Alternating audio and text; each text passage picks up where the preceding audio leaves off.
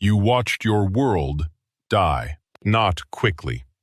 Not in an explosion or a war or a single catastrophic event that history could point to and name. Slowly, the way all true deaths happen, resource by resource, harvest by harvest, child by child.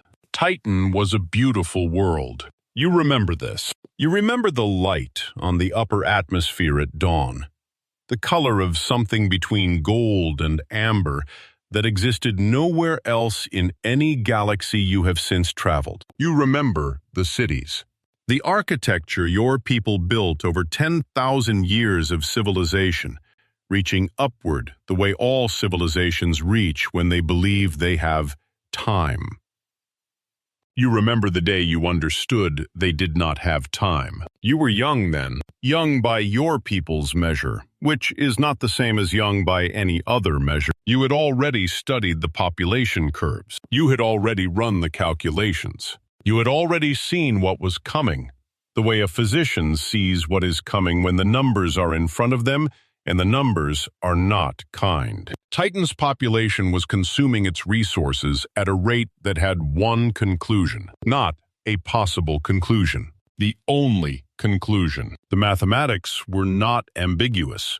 Mathematics is never ambiguous. People are ambiguous. Mathematics is simply true. You went to the council. You presented the calculations. You presented the solution. The solution was simple, not easy. Simple. Randomly remove half the population, painlessly, without prejudice. Rich and poor, young and old, powerful and powerless. Random, so that no calculation of worth or value or potential could corrupt the selection. Pure chance. Half remain, half do not. The remaining half inherit a world with double the resources, double the time, double the chance of survival. The council called it madness. You remember the word they used, madness. You remember thinking, madness is watching the numbers and doing nothing. Madness is understanding what is coming and choosing comfort over survival. Madness is every civilization that has ever looked at the edge of the cliff and accelerated. They did not listen. Titan died anyway, exactly as the numbers said it would. On the timeline, the numbers specified, in the manner the numbers describe. You were not there when it ended. You had already left. You had already understood that if your own world would not be saved, then the work was larger than one world. The work was everything. Let me explain the logic, because the logic matters, and nobody who has opposed you has ever engaged with the logic. They engage with the feeling. They engage with the loss. They engage with the faces of the people and the weight of the grief and the wrongness of the method. They do not engage with the numbers. Here is the number.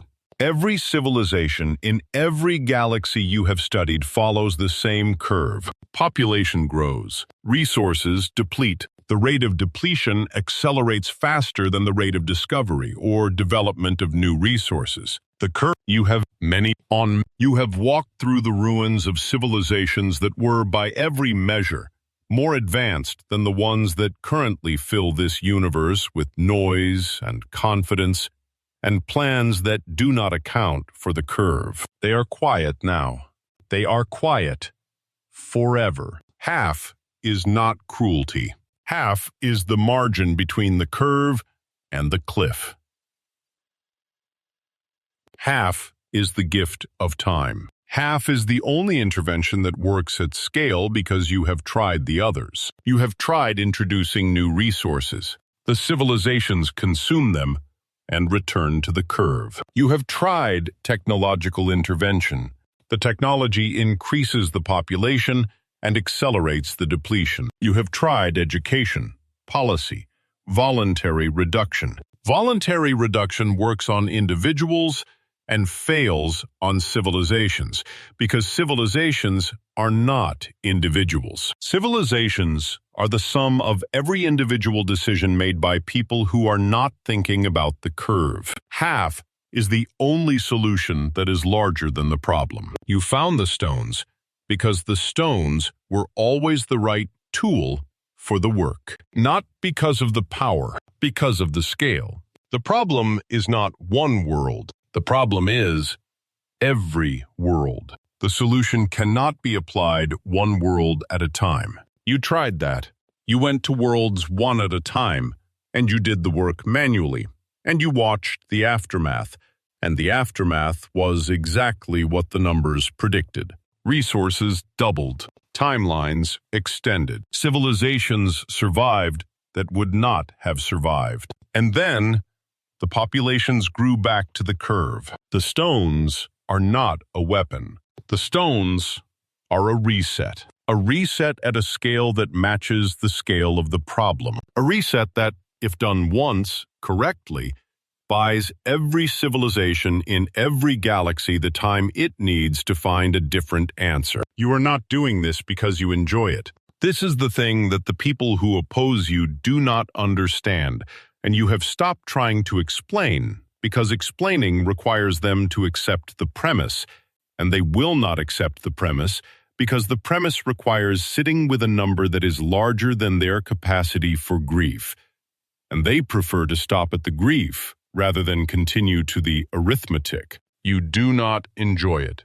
You have held the weight of it for longer than any of them have been alive. You have carried the faces of the ones who did not survive your work on earlier worlds. You carry them the way you carry Titan, not lightly, not without cost. But the cost of action is always smaller than the cost of inaction when inaction leads to the cliff. You know this because you watched the cliff. You watched it take an entire world. A world with amber light at dawn that will never be seen again because its people chose comfort over mathematics.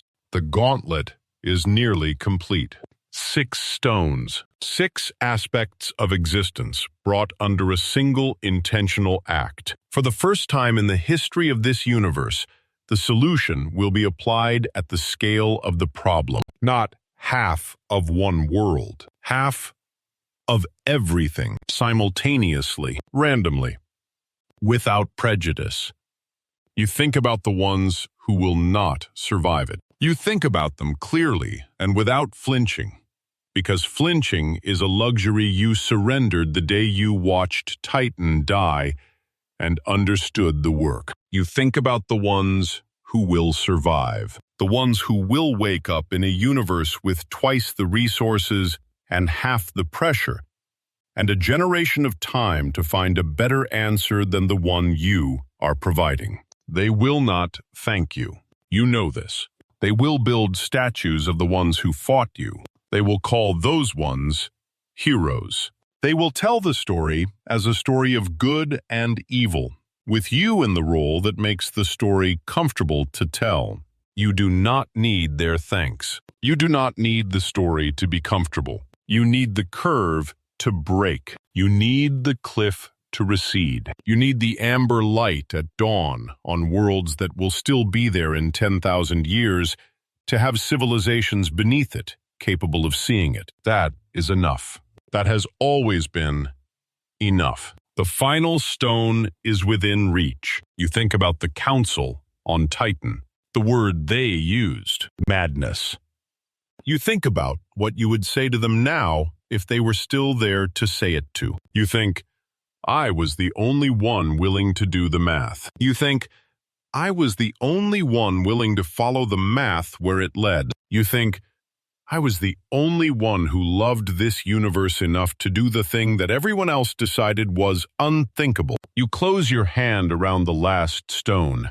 You feel the weight of all 6 together for the first time. The weight of time and space and mind and soul and reality and power held in one intention.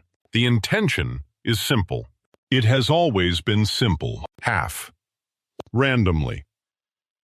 so that the other half lives. You breathe. You are not a villain. You are the only person in the history of this universe who looked at the numbers and did not look away. You close your fist, and then, in the quiet after, you sit. You sit in a small hut on a small planet, where the light in the morning is not amber but something close, something that reminds you of something you cannot get back. You completed the work. The numbers say it should be enough. The numbers say the curve is broken. The numbers say that somewhere across this universe, civilizations that would have reached the cliff will now not reach it. The numbers are right.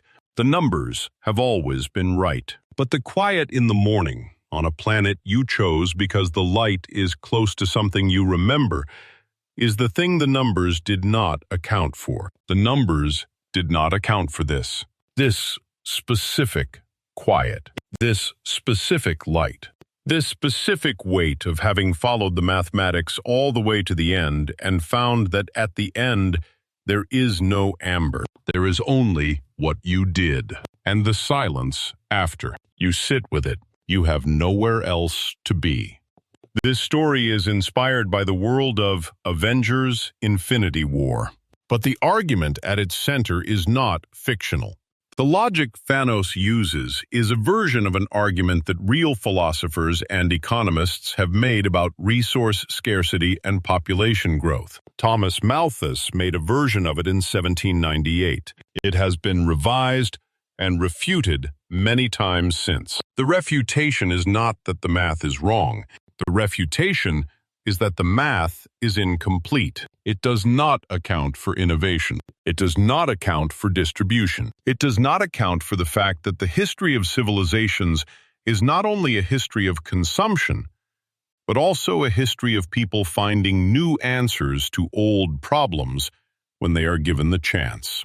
Thanos' error is not that he cared. It is that he stopped believing people could find a better answer. That is the specific flavor of despair that produces the most dangerous kind of certainty. If this one stayed with you, drop a comment, subscribe. The next story is already waiting.